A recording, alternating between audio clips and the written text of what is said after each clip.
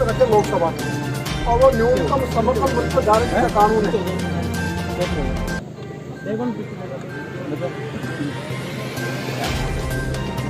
वो जो कानून है वो पूरे देश का भाग्य बदलने वाला कानून है, और वही लड़ाई है जो अपने 2010 में दूसरे से शुरू हुई, वही कानून बना है। तो एक बार यदि कि राजस्थान का किसान भी इन बिलों के खिलाफ है, ये समर्थन देने ये हरियाणा बॉर्डर पर हम लोग आए, और मैं आपको विश्वास दिलाता हूँ। जो टेलीफोन आए थे मैंने आपको बता दिया, वो कह रहे हैं भाई आपके 2-4 लोग आते हैं, आप समझाओ राजस्थान को क्या तकलीफ राजस्थान, पंजाब, हरियाणा और सबको, और हम सबके साथ अलग अलग नहीं बोलते, आप निश्चित रहें।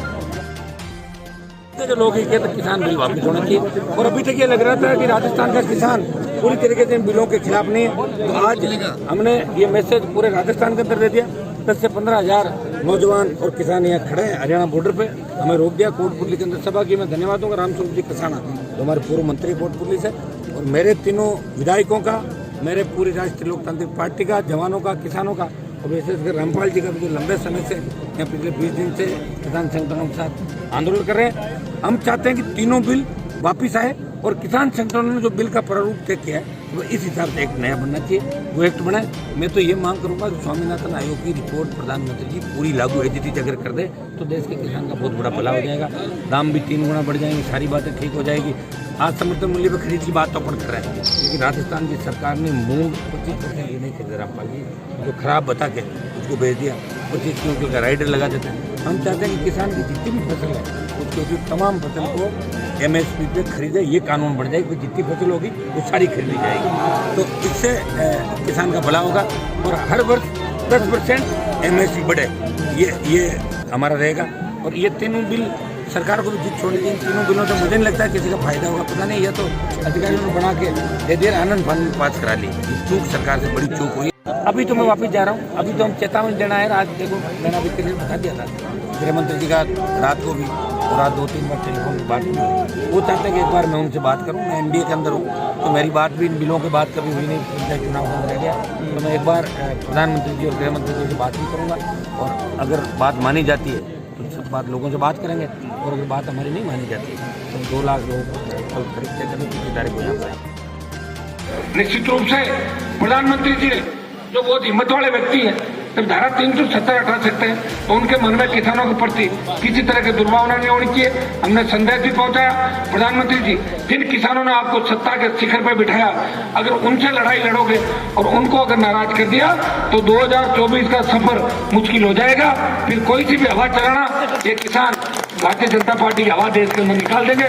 मैंने अपील भी करी, और NDA का पार्ट होने के नाते भाइयों, मैंने गृह मंत्री जी को पत्र लिखा, जो हमारे चेयरपर्सन है, कि भाई अगर किसानों की मांगे नहीं मानी गई, किसान आंदोलन को शांतिपूर्ण तरीके से सरकार ने वार्ता नहीं करी, तो हनुमान बेनीवाल NDA छोड़ देगा। ये बात पुरजोर तरीके से हनुमान बेनीवाल ने, अकाली दल के बाद 2nd नंबर की RLP पार्टी है, जिसने किसानों के पक्ष में हुंकार भरी। और मैं भाई विश्वास दिलाता हूँ कि हमारी लड़ाई को समय जरूर लग सकता है, लेकिन किसान कौम आज तक देश में झुकी नहीं। बड़े बड़े आंदोलन हुए देश के अंदर, लेकिन किसानों के आंदोलन कभी फेल नहीं हुए, सरकारों को झुकना पड़ा। लेकिन राजस्थान की सरकार इसमें रोटियां सेकना चाहती है कि हम वो बिल लेके आए, ये लेके आ गए। आप कहां से बिल ले आओगे? बिल तो दिल्ली की सरकार के, और दिल्ली को भी वापिस लड़े पड़ेंगे।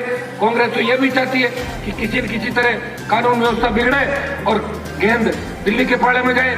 यहाँ ऐसा है कि हमें कांग्रेस और अन्य दलों के राजनीतिक शिकार नहीं होना चाहते भाइयों। इसलिए हनुमान बेनीवाल ये प्रण लेता है कि मैं बिना किसी लोभ लालच के इस किसान कौम के लिए, अगर मुझे सांसद की सदस्यता से इस्तीफा देना पड़ा वो भी दूंगा। आपके लिए पुरजोर तरीके से लड़ाई लड़ेंगे, और मुझे पूरा भरोसा है कि जब किसान संगठित होकर लाखों की तादाद में दिल्ली कूच करेगा।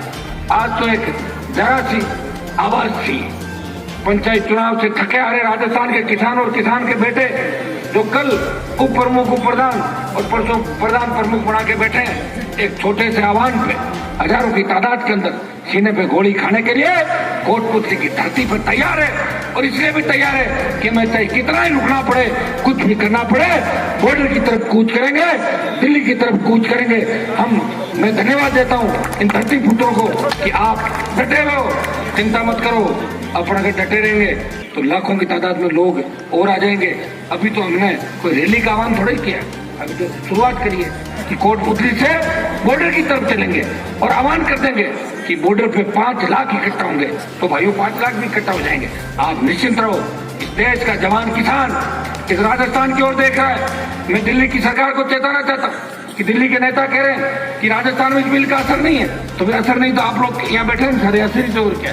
जब हम बैठे, आप बैठे हो, आरएलपी के तीनों विधायक है, भाई रामस्वरूप जी कसाना जो हमारी पार्टी के महामंत्री, और कोटपुतली से पिछली बार जब चुनाव की शुरुआत की थी तो आपके यहाँ पे जो जोश और उत्साह था, आपने रामस्वरूप जी को भारी वोट दिलवाए, इसमें कोई संशय नहीं कि 30,000 से ज्यादा वोट इन्होंने लिए। लेकिन कुछ न कुछ कमियां खामियां रही, वो आपको 2023 के अंदर पूरी करनी है, क्योंकि हनुमान एक अकेला लड़ाका इस देश के अंदर जो आपके लिए लड़ रहा है, मंत्री पदों को ठोकर मार के इस कौम के मान और सम्मान, किसान के मान और सम्मान की लड़ाई लड़ रहा है। भाइयों विश्वास दिलाता हूँ, थोड़ी अगर हिम्मत रखोगे वो दिन दूर नहीं जब राजस्थान की सत्ता के शिखर पे भी किसान का बेटा बैठेगा।